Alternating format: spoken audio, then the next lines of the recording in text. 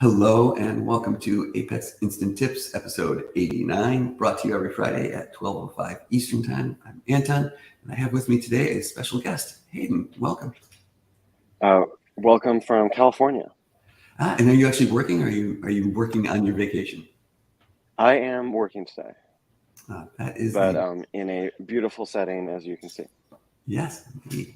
I actually meant to bring up. I have a picture that I just got from got texted to me from my wife. I don't know if we're going to be able to see it very well, but this was 14 years ago. Oh gosh. You were sharing the record. Yeah, there we go. Yeah. Oh, yeah, that's me. That's Hayden right there. My wife just sent that to me. So it's been a while, Hayden. Proof that I'm over 14 years old. Yeah.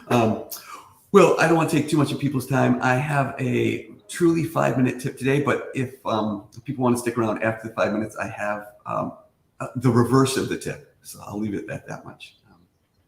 Exciting. Yeah, I understand that we're revisiting some evergreen advice that you published 5 years ago. Yeah, I think I just looked. I think it's 6.5 years ago. So I published a blog post, and we'll go ahead and share that right now, and the link to it. And I'll turn on my timer, and we'll go through it. I think it's just as valuable today as it was 5 years ago. So in short, I was trying to make this work. This little bit of code, people will recognize Apex Web Service, make REST request. I was going to a particular web service, and I was doing a post and passing in a couple of variables. But I kept getting 400 level errors from the web service. The web service kept giving this back, and it wasn't a web service I controlled. I mean, to get anyone to troubleshoot this on the other end, it was a giant corporation. Right. And the response is proof that it's not any kind of database level restriction or ACL privilege or. For sure. Yeah, it was. In fact, I could get to the same machine for a different web service that wasn't a post. No problem. The problem was when I was having a post that was the problem. So after a ton of research and trying to think about how to do it, I finally realized that I would try curl. And with curl, it worked just fine. I would do the same curl command, and it worked no problem at all. Yeah, you can see the same param1 and param2. Yeah. So you're passing the same information. Yeah, and so curl worked, but the Apex Web Service make REST request did not. So curl must be passing something that Apex Web Service is not.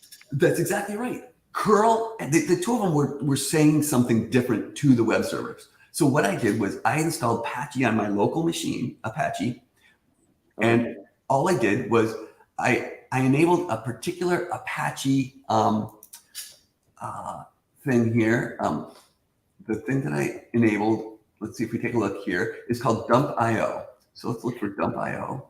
And you're configuring Apache on your local machine. On my local machine. This is on my local machine. I configured Apache, and I enabled this load module dump.io right there. And then I gave the configuration to say, okay, if it's on, then I want dump.io input. I want all of this.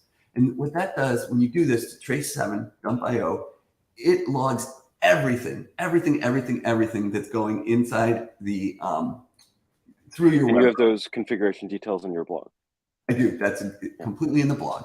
So then all I had to do was tail the output of the error log, and I'm going to run it first from here. I'll run that. Basically, that's through my web, through my thing. So that was all the stuff that got sent in. All of that was exactly what got sent in from Apex Web Service. And then I did the same thing with Apache. I ran the exact same command, and I just compared them.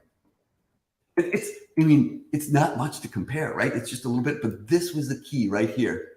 I'm sorry, not this here. Content. The user agent line. It's this right here, this content type. Right. That was being sent in by curl, but not by Apex Web Service. Turns out curl will automatically append certain header variables that it thinks are normal, right? And this is true for Postman as well. Certain ones will do it. But if you want to know which one, what is the difference of two things, this dump.io is amazing. It shows you absolutely everything. So I'm going to jump back to my blog post. All I had to do was change it from this little bit of code. I just had to go ahead and add in my header variables. So I'll come back here. I added in that header variable. Nice. As soon as I did it, it started working. And that was really the key. Yeah, fascinating. I think most people would assume that curl would operate the exact same way as Apex Web Service. So it's not easy to parse the difference. Yeah, no, and since then I've had a lot of people say to me, it works with Postman, but not with Apex Web Service. And almost always, and because the same thing is true with Postman, it adds some header variables, and almost always it's one of those header variables that makes the difference. I mean, were this to happen to me, I might actually skip the Apache step and just add this particular header variable. Well, right. As it turns out, some calls use a different thing. It might not be URL encoded. It might be application JSON or something like that, depending on what you're doing. But yes, exactly right. But it's so easy to install Apache, get it running on your machine, and do this. It's trivial to do. What do you think of Neelish's thought here? Do you think the Apex team should replicate how curl works? I think that it would be great to have an additional parameter here that would be add standard headers, right? You could have a p add standard headers, and it would figure out which headers are standard, and it would behave just like these. And so we definitely made it within our 5 minutes. I'll talk about flipping it around the other way and using it in sort of the opposite direction. But if you really came in for just 5 minutes, this was it. All right. Take care. So I'll go ahead and just describe this one. So the situation was we had a client. They were running ORD standalone and had an Apex application. And sometimes the Apex application just worked as you'd expect it to.